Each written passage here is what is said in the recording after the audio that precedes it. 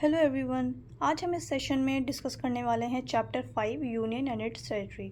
सो यहाँ पे बेसिकली लक्ष्मीकांत की जो पॉलिटी है, इंडियन पॉलिटी बाय लक्ष्मीकांत, इसकी हम लोगों ने सीरीज़ स्टार्ट की है, एमसीक्यू सीरीज़। इसमें हर चैप्टर हम लोग एमसीक्यू के थ्रू रिवाइज कर रहे हैं। सो आज हम डिस्कस करने वाले हैं chapter 5 union and its territory. So यहाँ पर जो है थोड़ा सा मैं ओवरव्यू दे देती हूँ। आर्टिकल 1 से आर्टिकल 4 तक जो है वो क्या आता है, यूनियन एंड इट्स टेरिटरी के बारे में। एंड जिसमें आर्टिकल 1 जो है वो क्या बताता है, आर्टिकल 1 में 3 टाइप्स ऑफ टेरिटरीज जो है वो मेंशन की गई है। Territories of the states, union territories and territories that may be acquired by the government of India at any time. So acquired territory, union territory and territories of the states. तो ये 3 territories जो है article 1 में mention की गई है। वहीं अगर हम आर्टिकल 2 की बात करते हैं तो आर्टिकल 2 क्या कहता है। सो आर्टिकल 2 ये पार्लियामेंट को पावर देता है कि पार्लियामेंट एडमिट कर सके यूनियन ऑफ इंडिया में या इस्टेब्लिश कर सके कोई भी न्यू स्टेट कौन सा जो इंडिया का पार्ट कभी नहीं रहा, जैसे कि सिक्किम हो गया, फिर हमने गोवा इसीलिए एक्वायर किया था, जैसे पौंडीचेरी हो गया। तो ये सब स्टेट्स जो आर्टिकल 2 के तहत, मतलब आर्टिकल 2 में जो न्यू स्टेट्स इंडिया एडमिट कर सकते हैं, इस्टेब्लिश कर सकते हैं, वो आर्टिकल 2 के तहत कर सकते हैं। आर्टिकल 2 बात करता है जो इंडियन यूनियन का पार्ट नहीं है, जो आउटसाइड इंडिया था और फिर वो बाद में इंडिया का पार्ट बना है, तो आर्टिकल 2 उसकी बात करता है। वहीं अगर हम आर्टिकल 3 की बात करते हैं तो आर्टिकल 3 जो है ये एम्पावर करता है पार्लियामेंट को कि कोई भी न्यू स्टेट क्रिएट कर सकती है हमारी पार्लियामेंट, किसी भी 2 स्टेट्स को बाइफरकेट करके, ट्राइफरकेट करके, या फिर किसी भी 2 यूनियन टेरिटरी को बाइफरकेट करके या फिर मर्ज करके। तो जो इंडिया का पार्ट है, आर्टिकल 3 बात करता है जो ऑलरेडी इंडिया का पार्ट है उन स्टेट्स के बारे में, उनकी ऑल्टरेशन के बारे में। सो यहाँ पे जैसे कि अगर हम बात करते हैं हिमाचल प्रदेश, सो हिमाचल प्रदेश जो है पहले क्या था, यूनियन टेरिटरी था। यूनियन टेरिटरी से इसको एलिवेट करके 18th स्टेट बनाया गया इंडिया का। सो ये पावर जो है आर्टिकल 3 के तहत दी गई है। वैसे increase the area of any states, decrease the area of any states, alter the boundaries of any states, alter the name of any states. तो ये सब किसके अंडर आता है, ये आता है आर्टिकल 3 में। सो आर्टिकल 3 के तहत ये सब किया जाता है। तो यहाँ पे हम लोग यही डिस्कस करने वाले हैं, ये थोड़ा सा ओवरव्यू था। सो क्वेश्चन 1 है यहाँ पे, which of the following correctly describes the difference between union of India and territory of India. So union of India and territory of India में क्या चीज़ यहाँ पे डिस्क्राइब कर रही है। सो यहाँ पे हम ऑप्शंस देखते हैं। Union of India includes states, union territories, territory includes only states. तो ऐसा नहीं है, अभी हमने डिस्कस किया कि आर्टिकल 1 में 3 टाइप्स ऑफ टेरिटरीज हैं, territories of states, union territories and acquired territories. So हमारा फर्स्ट जो हो जाएगा ये इनकरेक्ट हो जाएगा। वहीं सेकेंड स्टेटमेंट है हमारी, union of India means all states, territory includes states, union territories and acquired territories. So हमारा आंसर जो हो जाएगा वो हो जाएगा option B. Option B is the right answer. The next question is, consider the following statements. Statement 1 कह रही है आर्टिकल 2 डील्स विद एडमिशन और establishment of new states. So ये बिल्कुल करेक्ट है, हमने अभी डिस्कस किया था, इसका ओवरव्यू मैंने इसलिए आपको दे दिया था पूरा कि आर्टिकल 2 बात करता है डील्स विद एडमिशन और एस्टैब्लिशमेंट ऑफ न्यू स्टेट्स। वहीं article 3 deals with alteration of areas of existing states. तो ये बिल्कुल करेक्ट है, दोनों ही स्टेटमेंट्स जो हैं ये हमारी बिल्कुल करेक्ट स्टेटमेंट है। सो ऑप्शन जो हो जाएगा C, both 1 and 2 is the right answer. The next question is, which of the following territories were integrated into the Indian union through acquisition rather than reorganisation. So इनमें से कौन सी जो है हमने एक्वायर किया है। सो गोवा को हमने एक्वायर किया है, सिक्किम को एक्वायर किया है एंड पौंडीचेरी को भी हमने एक्वायर किया था। सो यहाँ पे जो हमारा राइट आंसर हो जाएगा वो हो जाएगा option D, all of the above. All of the above is the right answer. So Goa जो है हमने एक्वायर किया है 1961 में। ईयर भी बहुत इंपॉर्टेंट है, ईयर पूछ लिया जाता है एग्जाम में। सो 1961 में हमने पुलिस एक्शन के थ्रू गोवा को एक्वायर किया था। देन सिक्किम की अगर हम बात करें तो सिक्किम 1975 में हमने एक्वायर किया है। सो 1975 में हमने एक्वायर किया था। वहीं अगर हम पौंडीचेरी की बात करते हैं तो पौंडीचेरी हमने फ्रांस से एक्वायर किया है। सो यहाँ पे 1962 में, ठीक है, पौंडीचेरी 1962 में फ्रांस से एक्वायर किया था। सो यहाँ पे option C, option B and option A तीनों ही बिल्कुल करेक्ट है, तो हमारा राइट आंसर हो जाएगा all of the above. The next question is, with reference to article 1 of the Indian constitution consider the following. So article 1 से related यहाँ पे स्टेटमेंट्स हैं। हमने यहाँ पे करेक्ट स्टेटमेंट बतानी है। So it declares India as a union of states, ये बिल्कुल करेक्ट है, ये चीज़ मैंने आपके साथ कल भी डिस्कस की थी। It includes the states, union territories and territories that may be acquired, ये अभी मैंने डिस्कस किया, सेकंड भी बिल्कुल करेक्ट है। थर्ड है it mentions that India is indestructible in nature, so ये बात भी बिल्कुल करेक्ट है, ये चीज़ हम लोगों ने पहले ही डिस्कस कर ली थी कि इंडिया जो है, इंडियन यूनियन, वो इंडिस्ट्रक्टिबल है और जो स्टेट्स हैं वो डिस्ट्रक्टिबल हैं, ठीक है। सो यहाँ पे जो हमारा है 1, 2 एंड 3 तीनों ही हमारे करेक्ट हो जाएंगे। करेक्ट पूछा है हमसे, सो राइट आंसर जो हो जाएगा वो हो जाएगा option D. Option D is the right answer, 1, 2 and 3। The next question is the phrase union of states was preferred over federation of states because, तो यहाँ पे आंसर मार्क करेंगे, ये मैं 3 दिन से आप लोगों के साथ डिस्कस कर रही हूँ। So it emphasis the centralising tendency of the constitution, so इसके 2 रीजंस बताए थे डॉक्टर अम्बेडकर ने, ये सारी चीज़ें हम लोग पहले ही डिस्कस कर चुके हैं। तो और ये भी मैंने आपको बताया था कि आर्टिकल 3 हो गया, आर्टिकल 11 हो गया, ये आर्टिकल्स जो हैं ये इंडियन कॉन्स्टिट्यूशन के या इंडियन पॉलिटी जो है यूनियन ऑफ स्टेट्स का, ये क्या दिखाता है बेसिकली, ये दिखाता है centralising tendency of the constitution. So यहाँ पे ऑप्शन ए जो हो जाएगा ये राइट आंसर हो जाएगा। नेक्स्ट क्वेश्चन है हमारा, Which of the following provisions require only a simple majority in parliament? So इनमें से कौन से ऐसे लॉज हैं या क्या करने पे हमें सिर्फ और सिर्फ सिंपल मेजॉरिटी की ज़रूरत होती है, स्पेशल मेजॉरिटी की ज़रूरत नहीं होती। सो यहाँ पे जो स्टेटमेंट 1 है क्रिएशन ऑफ न्यू स्टेट, सो यहाँ पे ये बिल्कुल करेक्ट है। और जब हम न्यू स्टेट क्रिएट करते हैं तो इसके लिए किसी अमेंडमेंट की ज़रूरत नहीं होती, सिंपल मेजॉरिटी से हो जाता है। सेकंड है change in the name of any state, इसके लिए भी किसी अमेंडमेंट की ज़रूरत नहीं होती, ये भी सिंपल मेजॉरिटी से हो जाता है, तो यहाँ पे सेकंड भी बिल्कुल करेक्ट है। एबॉलिशन ऑफ ए स्टेट, ये भी बिल्कुल करेक्ट है, ये भी आर्टिकल 3 के तहत दिया गया और ये सिंपल मेजॉरिटी के तहत होता है, ये कोई अमेंडमेंट की ज़रूरत नहीं होती। फोर्थ है रीऑर्गेनाइजेशन ऑफ स्टेट बाउंड्रीज, इसके लिए भी किसी अमेंडमेंट की ज़रूरत नहीं होती, ये भी हमारा सिंपल मेजॉरिटी से होता है। तो यहाँ पे हमारा जो आंसर होगा 1, 2, 3 एंड 4 तीनों ही जो है वो बिल्कुल करेक्ट है। सो ऑप्शन सी जो हो जाएगा यहाँ पे राइट आंसर हो जाएगा हमारा 1, 2, 3 and 4। The next question is which of the following is not a correct match, so यहाँ पे हमने जो इनकरेक्ट है उसको देखना है। सो 1956 में reorganisation of states on linguistic basis, so ये इस जो पेयर है ये बिल्कुल करेक्ट पेयर है। 1956 में जो स्टेट रीऑर्गेनाइजेशन कमीशन थी उसने रेकमेंड किया था कि स्टेट्स एस्टैब्लिश होने चाहिए लिंग्विस्टिक बेसिस पे, बट 1 लैंग्वेज एंड 1 स्टेट का फॉर्मूला इन्होंने रिजेक्ट किया था। एक स्टेट के लिए एक लैंग्वेज नहीं होगी, मतलब एक लैंग्वेज बोलने वाले लोग उनके लिए अलग से एक स्टेट हो, ऐसा नहीं है। 1 लैंग्वेज 1 स्टेट को इन लोगों ने रिजेक्ट किया था, बट बोला था कि लिंग्विस्टिक बेसिस पे स्टेट्स इस्टेब्लिश होंगे, बट ऐसा नहीं बोला था कि एक लैंग्वेज के लिए एक स्टेट होगा। तो इस स्टेटमेंट्स कभी कभी बहुत ज़्यादा ट्विस्ट करके दे देते हैं, तो ये चीज़ आपको बिल्कुल क्लियर होनी चाहिए कि लिंग्विस्टिक बेसिस पे स्टेटमेंट रीऑर्गेनाइजेशन की बात की गई थी स्टेट्स की 1956 में, बट 1 लैंग्वेज एंड 1 स्टेट को बिल्कुल रिजेक्ट किया था। सेकंड है 1975 में सिक्किम बिकम 22nd स्टेट, सो यहाँ पे सेकंड पेयर जो है ये भी बिल्कुल करेक्ट है। 1975 में सिक्किम जो है 22nd स्टेट ऑफ इंडिया बना।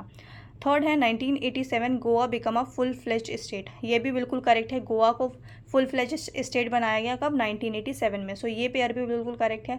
Then 2000 Puducherry becomes a state, so अगर हम 2000 की बात करते हैं तो आपको पता होना चाहिए 2000 में कौन कौन से स्टेट्स जो हैं स्टेट्स क्रिएट किए गए थे। सो एक है उत्तराखंड उत्तर प्रदेश से बाइफरकेट करके बनाया गया था। देन झारखंड को बिहार से बाइफरकेट करके बनाया गया था। एंड छत्तीसगढ़ को मध्य प्रदेश से बाइफरकेट करके क्रिएट किया गया था। सो यहाँ पे जो है पुडुचेरी जो है बिकम अ स्टेट, ये वाला हमारा बिल्कुल इनकरेक्ट है, पेयर डी, तो हमारा राइट आंसर क्या हो जाएगा डी। पुडुचेरी अभी भी क्या है, एक यूनियन टेरिटरी है। सो यहाँ पे ऑप्शन डी जो होगा हमारा राइट आंसर होगा, बिकॉज हमसे पूछ रहे थे नॉट अ करेक्ट मैच, जो इनकरेक्ट है वो बताना था, तो इनकरेक्ट हमारा डी है। सो यहाँ पे जो राइट आंसर हो जाएगा वो हो जाएगा ऑप्शन नंबर डी।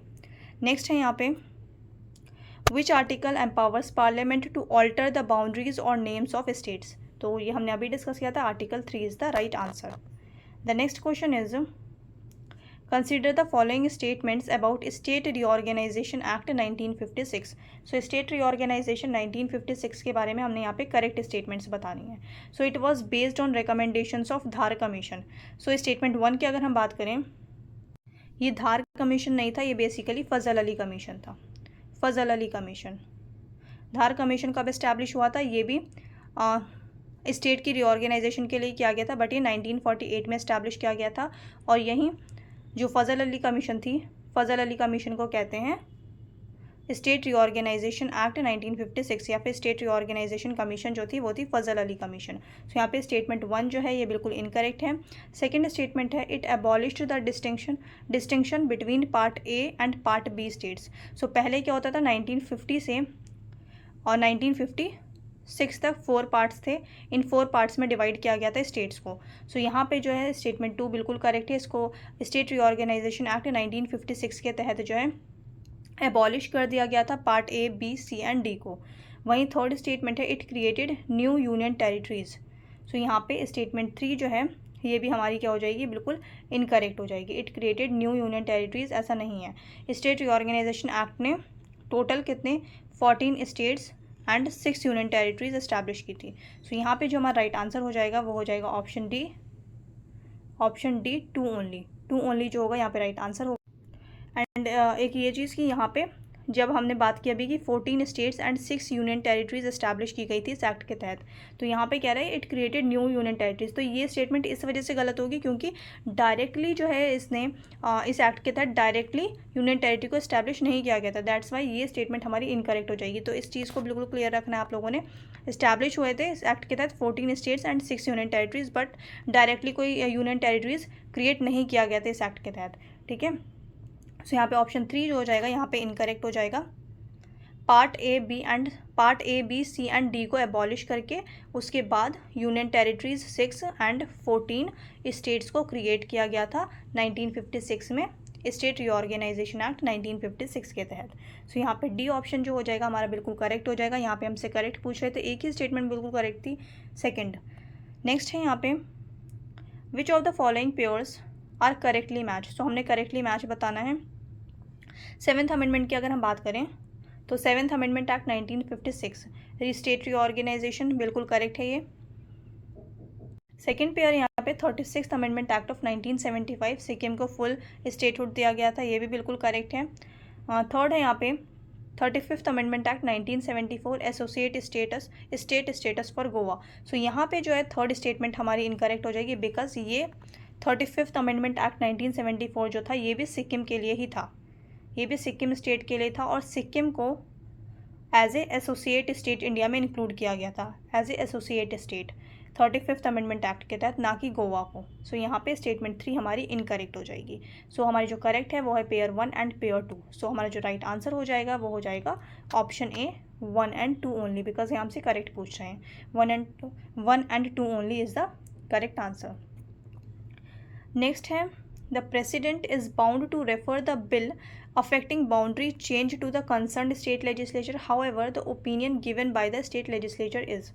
सो स्टेट लेजिस्लेचर जो अगर किसी स्टेट का नाम चेंज कर रहे हैं या उसकी बाउंड्रीज़ को चेंज किया जा रहा है तो उसके लिए जो ये बिल होता है उसको रेफ़र किया जाता है, पार्लियामेंट उसे रेफ़र करती है स्टेट लेजिस्लेचर को, बेसिकली प्रेसिडेंट रेफ़र करते हैं स्टेट लेजिस्लेचर को और फिर स्टेट लेजिस्लेचर के व्यूज़ के लिए सिर्फ, ठीक है। तो जो स्टेट लेजिस्लेचर का व्यू होगा इस चीज़ पे कि ये होना चाहिए नहीं होना चाहिए, तो यहाँ पे पूछेंगे वो प्रेसिडेंट के ऊपर बाइंडिंग है या नहीं है, तो बाइंडिंग ऑन द प्रेसिडेंट ये बिल्कुल गलत है। अगर स्टेट लेजिस्लेचर कुछ भी कह रहा है, वो अगर नहीं भी मान रहा है उस ऑल्टरेशन को या जो बाउंड्रीज चेंज हो रही हैं, तब भी पार्लियामेंट का ही जो फाइनल फैसला होगा वो किसका होगा, पार्लियामेंट का। सो बाइंडिंग नहीं है प्रेसिडेंट पे, advisory and not binding, advisory and not binding. So यहाँ पे ऑप्शन बी जो हो जाएगा ये राइट आंसर हो जाएगा।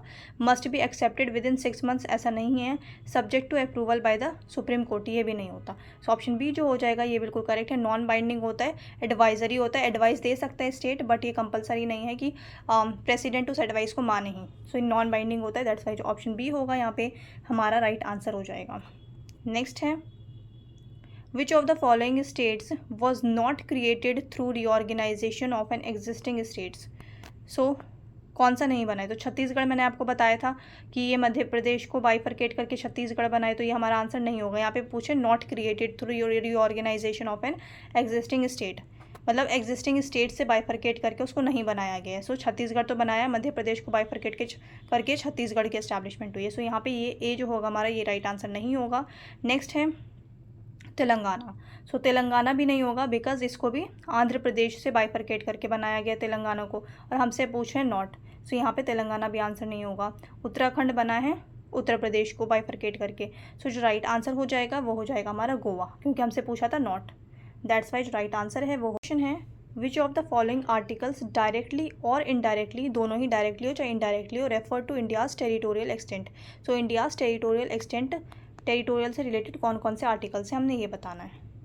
सो ऑप्शन ए, यहाँ पे स्टेटमेंट 1 आर्टिकल 1 होगा। हमने बात की कि नेम ऑफ द स्टेट्स और कौन से स्टेट्स होंगे, तो ये सारी चीज़ें इसमें आती हैं। आर्टिकल 2 में ये भी टेरिटरी की बात करता है, आर्टिकल 3 भी टेरिटरी की बात करता है, न्यू स्टेट्स जो क्रिएट करती है, इस्टेब्लिश करती है, ऑल्टर करती है, नेम ऑल्टर करना चाहे बाउंड्री ऑल्टर करना, तो ये सारी चीज़ें टेरिटरी से रिलेटेड। वहीं आर्टिकल 294 भी जो है हमारा ये बिल्कुल करेक्ट होगा, बिकॉज ये भी रिलेटेड है किससे, succession of property, succession of property से रिलेटेड आर्टिकल 294 भी।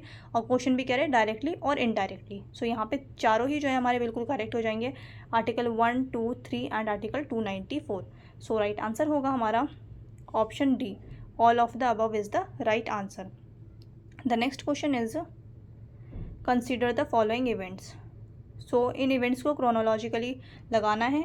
क्रिएशन ऑफ आंध्र प्रदेश, सो आंध्र प्रदेश के क्रिएशन की बात करते हैं तो 1953 में आंध्र प्रदेश क्रिएट किया गया था, 1953 में। वहीं गोवा, लिबरेशन ऑफ गोवा, गोवा को लिबरेट कब कराया गया था, 1961 में।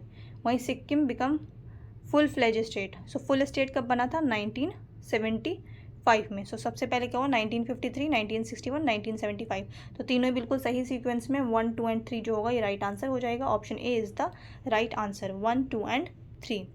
The next question is the reorganisation of Jammu and Kashmir in 2019 required. So Jammu and Kashmir को जो रीऑर्गेनाइज किया गया तो इसमें क्या था, consent of state legislative assembly, then presidential order under article 356, constitutional amendment, none of the above. So जब 2019 में जम्मू कश्मीर का 370 जब रिवोक किया गया था तो इस टाइम पे क्या था, जो स्टेट लेजिस्लेटिव था वो सेशन में नहीं था, मतलब वहाँ पे कौन प्रेसिडेंट रूल था कश्मीर में। सो ये बेसिकली जो हुआ ये प्रेसिडेंशियल ऑर्डर से हुआ है under article 356। So option B जो हो जाएगा यहाँ पे बिल्कुल करेक्ट आंसर हो जाएगा हमारा। The next question is which of the following is true regarding the creation of new states in India. So new states of India से रिलेटेड यहाँ पे हमने करेक्ट स्टेटमेंट बतानी है। स्टेटमेंट 1 है it must pass through the Rajya Sabha only. So यहाँ पे ये इनकरेक्ट हो जाएगा, राज्यसभा ओनली नहीं, लोकसभा एंड राज्यसभा दोनों का इसमें रोल होता है। सेकंड है it requires ratification by majority of states, ऐसा नहीं होता, सेकंड भी हमारा इनकरेक्ट हो जाएगा। थर्ड है it can be done by an ordinary act of parliament. So यहाँ पे जैसे हमने ऊपर बात डिस्कस किया था कि सिंपल मेजॉरिटी के तहत हो जाती हैं ये सारी चीज़ें, चाहे ऑल्टर करना हो बाउंड्री को या स्टेट्स का नाम चेंज करना हो, तो ये सारी चीज़ें जो है ऑर्डिनरी एक्ट के थ्रू होती है, सिंपल मेजॉरिटी के थ्रू होती है, अमेंडमेंट की ज़रूरत नहीं होती है। सो यहाँ पे ऑप्शन सी जो हो जाएगा ये हमारा राइट आंसर हो जाएगा। It must be included in the concurrent list, no ऐसा कुछ भी नहीं है। सो ऑप्शन डी जो है ये हमारा इनकरेक्ट हो जाएगा, option C is the right answer. The next question is the expression territory of India includes. So territory of India में ये सारी चीज़ें मैंने पहले ही डिस्कस की थी, स्टेट्स आता है, यूनियन टेरिटरीज आता है एंड टेरिटरीज एक्वायर्ड। सो यहाँ पे तीनों ही बिल्कुल करेक्ट है, 1, 2 एंड 3। सो 1, 2 एंड 3 जो हो जाएगा हमारा राइट आंसर हो जाएगा, option D is the right answer, 1, 2 and 3। The next question is in India new territories can be acquired through. New territories acquired कर सकते हैं, किसके थ्रू कर सकते हैं, सो यहाँ पे परचेज, सेशन, ऑक्यूपेशन। सो यहाँ पे अगर हम बात करें जैसे परचेज है, सेशन है, ऑक्यूपेशन है, सो यहाँ पे बेसिकली अगर हम बात करते हैं कि जैसे गोवा जो है हमने किससे लिया, पुलिस एक्शन के थ्रू लिया, ऑक्यूपेशन हो गया, परचेज हो गया, तो ये जो है इसके थ्रू भी ले सकते हैं, इसे इंटरनेशनल लॉ जो है वो अलाउ करता है, वैलिड है ये इंटरनेशनल लॉ के अंडर। तो ये तीनों ही जो है ये बिल्कुल करेक्ट हो जाएगा। सो ऑप्शन डी जो है ये बिल्कुल राइट आंसर है हमारा, all of the above. The next question is which of the following conditions is necessary for parliament to change the name of a state. So कौन सी कंडीशंस ज़रूरी हैं पार्लियामेंट के लिए कि वो अगर किसी स्टेट का नाम चेंज करना है। सो यहाँ पे resolution passed by both houses of parliament with 2/3 majority. तो मैंने ऊपर डिस्कस किया था कि सिंपल मेजॉरिटी चाहिए होती है, तो ये 2/3 मेजॉरिटी क्या, ये स्पेशल मेजॉरिटी है। सो ऑप्शन ए जो हो जाएगा ये हमारा इनकरेक्ट होगा। सेकेंड है simple majority and presidential recommendation. So यहाँ पे ऑप्शन बी जो है ये बिल्कुल करेक्ट है। Consent of the affected state, no. Consent of the governor, no. So option B is the right answer. Next है under which article can India cede territory to a foreign country? Article 1 के तहत नहीं। अगर किसी country को कोई state या कोई पार्ट देना है इंडिया का, तो उसके लिए कोई प्रोविजंस कॉन्स्टिट्यूशन में मेंशन नहीं किया गया, उसके लिए कॉन्स्टिट्यूशनल अमेंडमेंट की ज़रूरत होती है। सो ऑप्शन सी जो है यहाँ पे बिल्कुल करेक्ट हो जाएगा। जैसे कि 100 कॉन्स्टिट्यूशनल अमेंडमेंट एक्ट, तो 100th कॉन्स्टिट्यूशनल अमेंडमेंट एक्ट के तहत बांग्लादेश को इंडिया ने कुछ टेरिटरीज दी थी। सो यहाँ पे ऑप्शन सी जो हो जाएगा ये बिल्कुल करेक्ट हो जाएगा। इसके लिए कोई भी प्रोविजन नहीं है, नो स्पेसिफिक प्रोविजन, इसके लिए कॉन्स्टिट्यूशनल अमेंडमेंट की ज़रूरत होती है। So option C is the right answer. The next question is which constitutional provision allows for the inclusion of newly acquired territories? सो न्यूली एक्वायर्ड टेरिटरीज़ के लिए कौन सा कॉन्स्टिट्यूशनल प्रोविजन इनमें से कौन सा प्रोविजन अलाउ करता है कि इंक्लूड करें न्यू एक्वायर्ड टेरिटरीज? सो ये बहुत बार डिस्कस कर लिया है। सो इसका जो राइट आंसर है वो क्या हो जाएगा? Article 1 clause 3 sub clause C. So option C is the right answer. The next question is, यहाँ पे एजर्शन एंड रीजन वाला क्वेश्चन है। सो एजर्शन दिया है the parliament can form a new state by separating territory from any state, तो ये बिल्कुल correct है, ये हमने डिस्कस किया था अभी। रीज़न दिया है India is a federal state based on agreement between states, तो ऐसा नहीं है, ये मैंने फर्स्ट क्लास में ही आपको बताया था। इंडिया जो है ऑलरेडी था, ये किसी भी स्टेट्स के एग्रीमेंट के थ्रू क्रिएट नहीं हुआ है। सो यहाँ पे रीज़न जो हो जाएगा ये बिल्कुल इनकरेक्ट हो जाएगा। So R is false and A is true. So option C is the right answer. The next question is, the Indian federal structure is unique because, Indian federal structure जो है ये यूनिक है, ऐसा क्यों? So it allows states to secede if needed, ये बिल्कुल incorrect है, बिल्कुल भी किसी भी स्टेट को अलाउ नहीं है कि वो इंडिया से अलग हो जाए। It is a result of agreement between units, ये भी बिल्कुल इनकरेक्ट है, ये मैं आपको बार बार बता चुकी हूँ, इंडिया पहले से ही मौजूद था, किसी भी स्टेट्स के एग्रीमेंट के थ्रू इंडिया स्टैब्लिश नहीं हुआ है। थर्ड है it gives parliament unilateral power over territory. So यहाँ पे ऑप्शन सी जो हो जाएगा ये बिल्कुल करेक्ट हो जाएगा। आर्टिकल 3 ये क्या है? Centralising tendency of Indian constitution show करता है, दिखाता है। सो यहाँ पे option C is the right answer. It has dual citizenship का कोई कॉन्सेप्ट नहीं है हमारे यहाँ। सो ऑप्शन सी जो होगा ये राइट आंसर हो जाएगा। नेक्स्ट है the constitution originally classified states into how many parts, तो मैंने आपसे पहले ही डिस्कस किया था 4 पार्ट्स में, part A, B, C and D. So option C जो हो जाएगा यहाँ पे राइट आंसर हो जाएगा 4। द नेक्स्ट क्वेश्चन इज, और ये लास्ट क्वेश्चन भी है, the term acquired territory in article 1 clause 3 sub clause C refers to, so इसमें कौन सा एरिया आता है?